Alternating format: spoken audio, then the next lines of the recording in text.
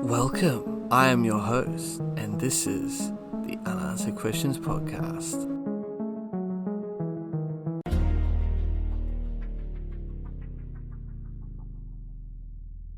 Hello everyone, and welcome to another episode of my new podcast, Unanswered Questions, where every week we will endeavour to discuss a mysterious unsolved case that has many lingering unanswered questions. So I hope you enjoy, and as always, leave me some feedback on what you think about the show, and rate it as well. Now on to the show. This week we'll be talking about Michael Meiring. So on May 16th of 2002, an explosion occurred at the Evergreen Hotel in Davao City, particularly inside the room which was being stayed in by American oncologist Michael Meiring, who had reportedly been treasure hunting in the country since the 1990s. The explosion was caused by dynamite he allegedly was keeping inside the room.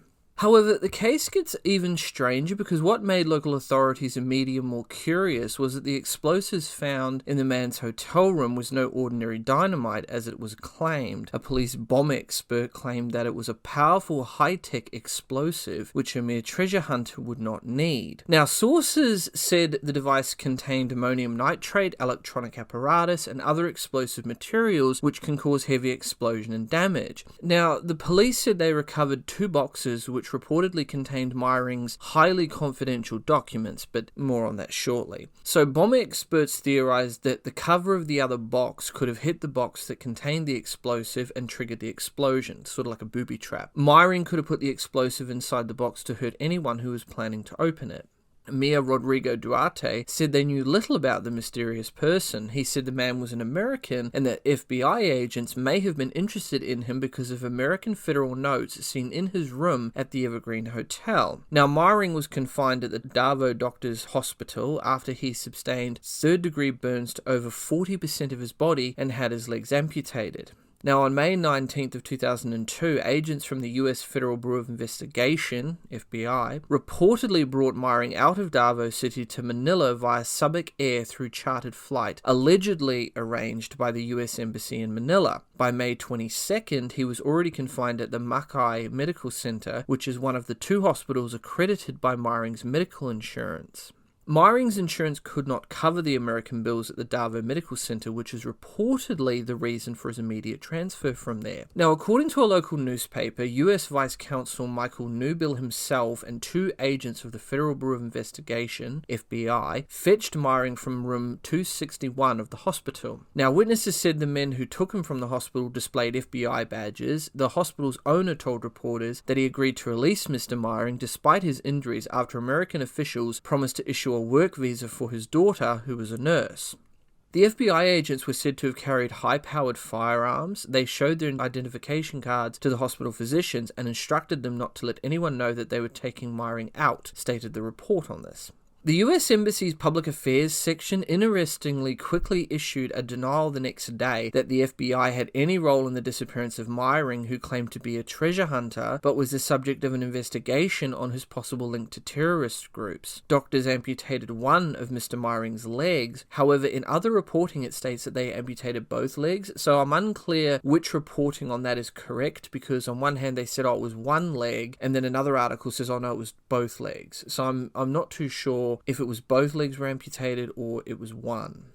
The fact of the matter is he was taken from the hospital and flown from Davao by charter plane, and that's what the police also said at the time. He received medical treatment in Manila and left the country soon after. Now, Mr. Meiring returned to the United States, where he also went by the family name Vandermeer. He died allegedly in 2012 at age 76, and public records show without ever telling his story publicly. Piecing together an accurate story about Meiring is difficult, but there are indications that he is part of a much bigger and much more spellbinding tale. One detailing a quest for treasure, intrigue, involvement with Muslim terrorists, dealing in counterfeit securities and currency, and possibly double-crossed by his longtime American and Filipino partners. I mean, this reads like a Hollywood film. Seriously, this case is all over the place. Michael Terrence Meiring is a former citizen of South Africa of British descent who reportedly fled the African country during the later years of the apartheid era. He reportedly practiced his profession as a doctor for the South African police while being affiliated with the African National Congress of Nelson Mandela. What is definitely known about Meiring is that he was born in 1932 in South Africa and later became a naturalized US citizen. He first came to the Philippines in 1992, where he spent almost a year in Metro Manila and North Luzon. He often stayed at the Sundowner Hotel or the Manila Garden Hotel in Makati, or the Park Hotel in Paco. While in Manila, he went around with 2 agents of the National Bureau of Investigation, NBI, and has fallen under the protection of Ricardo Diaz, the NBI chief of Interpol, and his treasure hunting group including Stephen Morgan, Carl Ryle, Commander Tony Nasser, MNLF, and PMP Colonel Segundo Duran.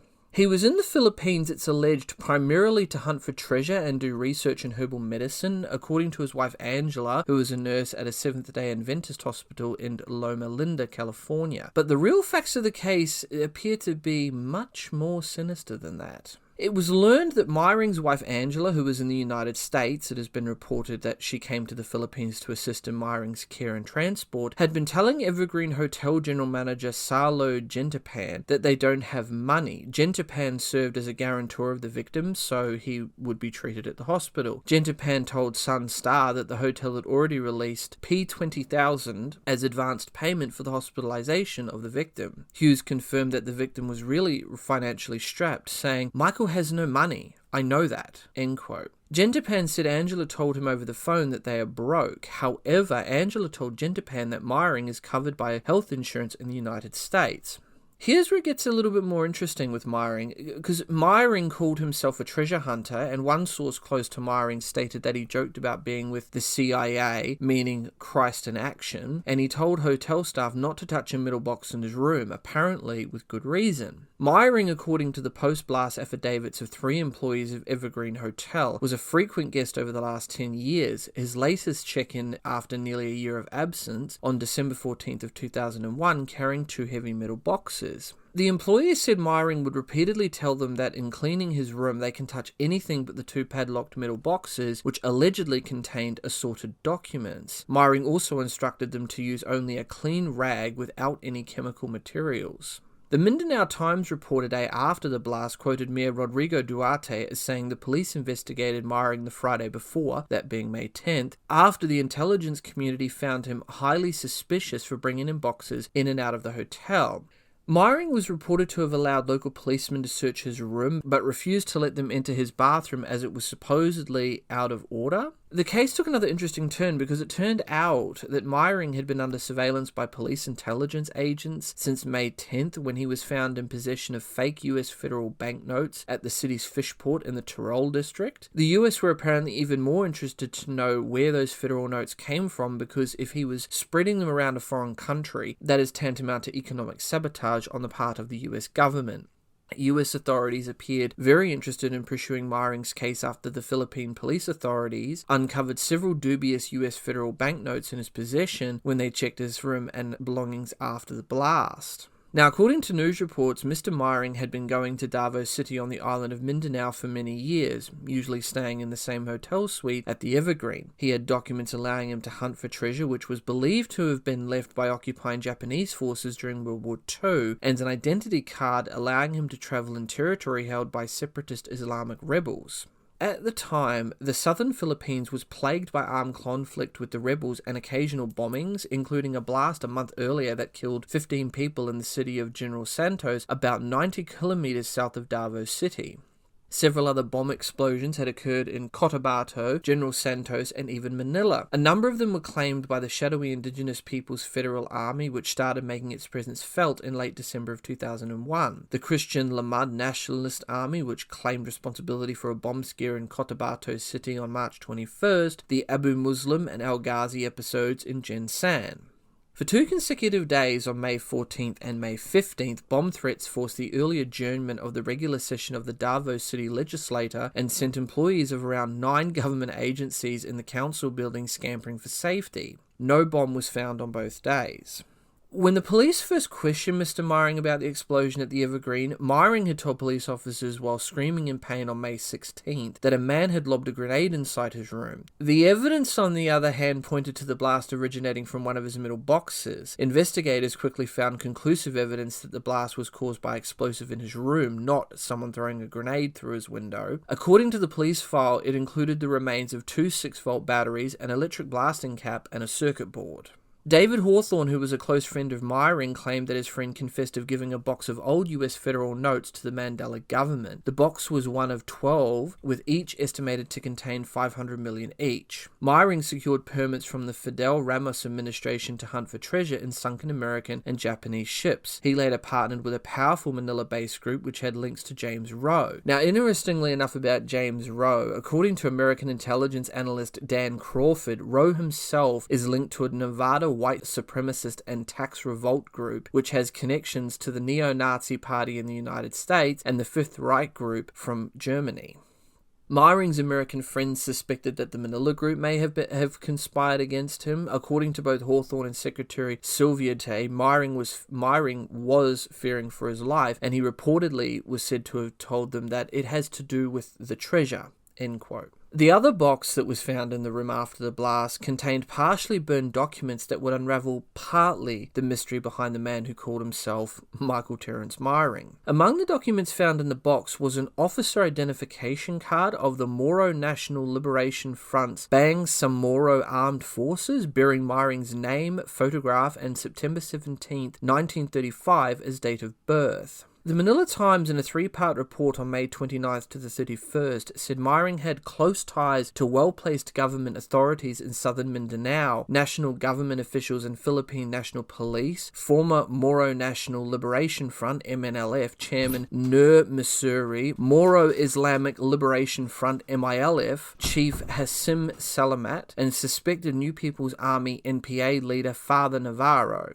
Meiring also has close ties with shady people like MNLF Commander Tony Nasa and others in Cotabato who acted as frontmen for his dealings with Abu Sayyaf, in the purchase of US Treasury notes and in helping him in his search for sunken Japanese shipwrecks with Ryle and Morgan. Meiring's connections and dealings with rebel leaders made the military very wary about him. He was under surveillance by more than one intelligence unit on more than one occasion. Numerous reports were made to the media, the FBI, Philippine government agencies, the United States Embassy over 6 years about all of Meiring and his partner's activities. Meiring is known to have spent millions of dollars while in the Philippines. Where he got his funds, however, it was not known, and I don't believe to this day it's ever really been figured out where he got most of his funding from. Medical research grants from South Africa could have been one source, and were thought to have been at one point his source of partially of income. Meiring stated that the South African government gave him some support, and this was also backed up by Meiring's private secretary Sylvia Durante. Meiring, according to a source who knew him up close, had visitors from various sectors, rich and poor, congressmen, councillors, a governor, military, and once, the source said, Meiring complained he was duped by a police general. Also, according to a close friend, American David Hawthorne, Meiring had told him he had found a fabulous treasure in US federal notes and gold bonds. The way Hawthorne told it, as I understand it, Meiring in 1992 was able to sell a box full of old US Federal Reserve notes worth more than $500 million. That box was one of 12 said to be part of a war chest for American and Filipino guerrillas fighting Japan forces during World War II. After the war, the boxes disappeared, and stories have circulated ever since that they are in the possession of the MNLF/MILF and the Abu Sayyaf. There are also a number of reports of fake bonds and notes that have been sold by the Muslim extremist groups to finance their arms purchases, and several arrests have been made in Mindanao in relation to that. There has also long been unsubstantiated speculation in the Philippines that Mr. Meiring was responsible for bombings in the turbulent region as part of a covert American operation aimed at gathering intelligence on the rebels or prompting the Philippine government to approve greater United States military assistance. However, a former CIA official who served in the Philippines discounted the possibility that Meiring was a CIA operative. While the former official was not familiar with the details of the Meiring case, he said keeping explosives in his hotel room and joking about Christ in action would be obvious violations of agency protocol.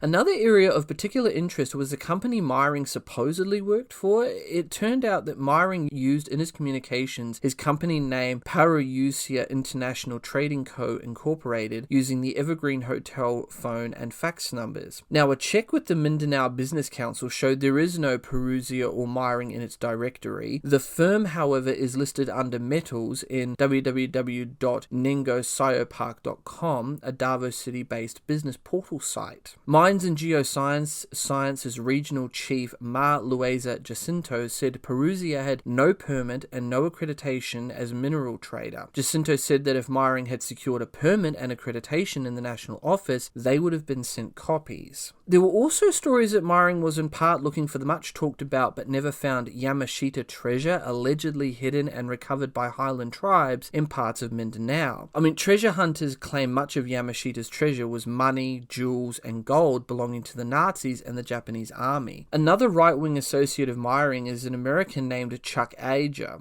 from somewhere in Colorado, USA. Ager is a mining engineer. He was tasked by Meiring to supervise more than 30 tunneling operations in search of the remaining 12 boxes and the Yamashita treasure. In all, Ager was in charge of more than $5 million, which is $100,000 worth of mining equipment and digging equipment purchased over the years by Meiring from Jun Haria and Davao General Hardware Company, which is only half a block from the Evergreen Hotel. Now, Meiring and his American and Filipino associates have been known throughout the area as using explosives in their excavations of treasure sites and shipwrecks for many years.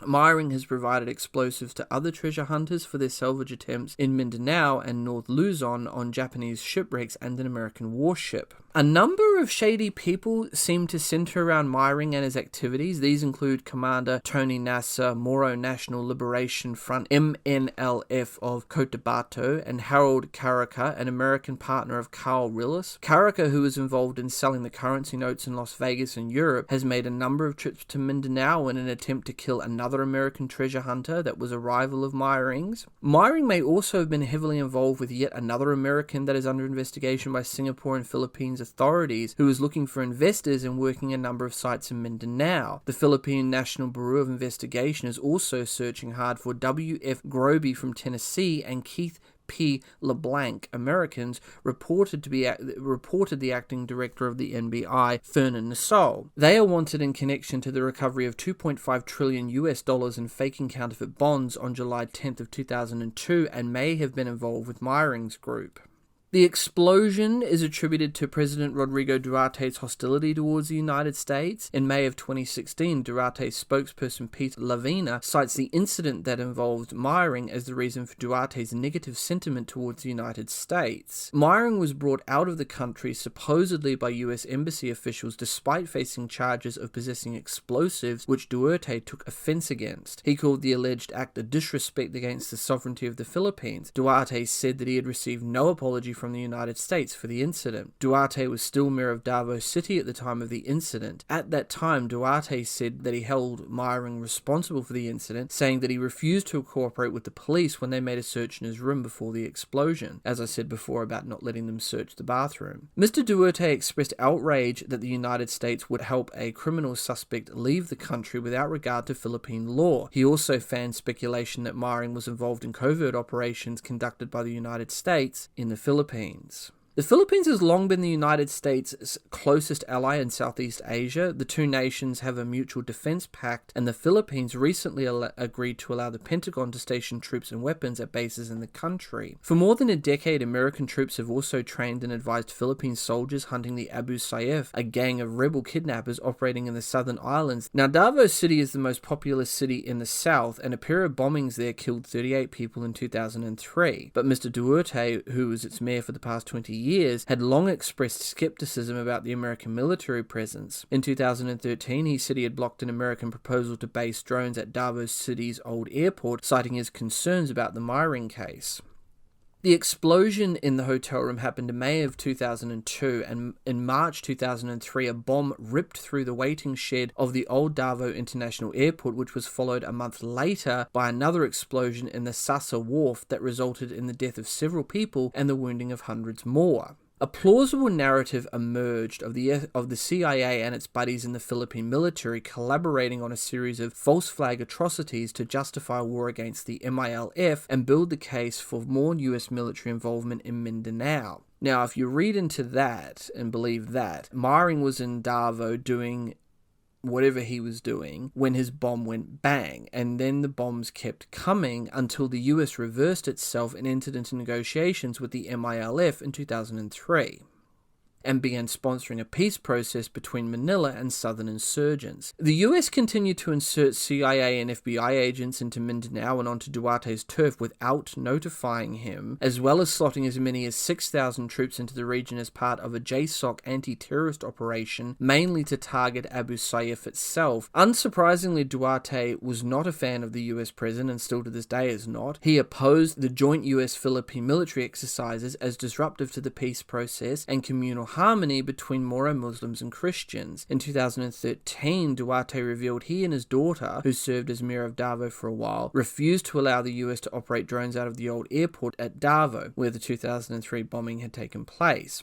What Meiring's actual purpose was in Mindanao for about 6 to 8 months a year during this time period, no one can say for sure, even today. So, who really was Michael T. Meiring? Why did the US Embassy officials accord him this special treatment if he was just an ordinary treasure hunter? What was he doing in southern Mindanao for the past 10 years? Why was he in possession of explosives? Was he alone in his activities in Davao, or was he with other conspirators?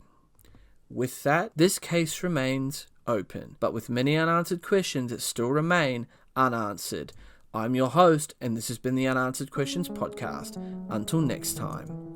Next on Unanswered Questions. Satoshi Nakamoto is the name used by the presumed synonymous person or persons who developed Bitcoin, authored the Bitcoin white paper, and created and deployed Bitcoin's original reference implementation.